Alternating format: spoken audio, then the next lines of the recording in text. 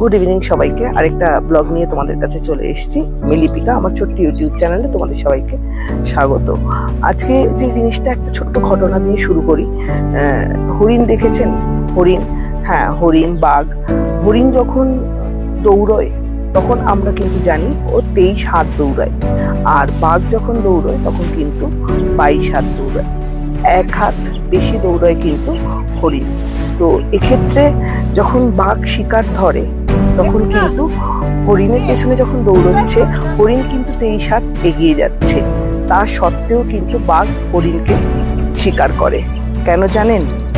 এর পেছনে রিজনটা কি? রিজনটা হচ্ছে এই যে 23 হাত হরিণটা লাফ দেয়, 23 হাত লাফ দেওয়ার পরে সে কিন্তু পেছনে ফিরে তাকায় যে বাঘ কত দূর আছে, সেটা দেখার জন্য সে কিন্তু 1 হাত পিছিয়ে যায়। তো সে এক লাফে 23 হাত যখন লাফালো, পেছন দিকে তাকালো, তখন কিন্তু অলরেডি বাঘ 22 হাত এগিয়ে গেছে। তো আমার এই গল্পটার ভেতর থেকে আমার এটুকুই বলার বা এই মেসেজটাই দেওয়ার যে কখনোই জীবনে পিছনের দিকে তাকাবেন না। অতীত আমাদের সবসময় অতীত থেকে শিক্ষা নেওয়া উচিত।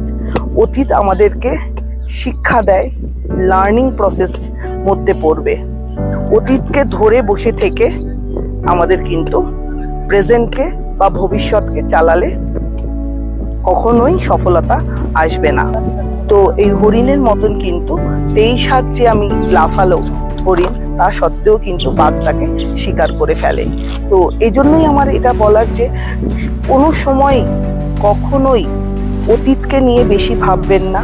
অতীতকে নিজের থট প্রসেসে কখনোই বেশি প্রশ্রয় দেবেন না।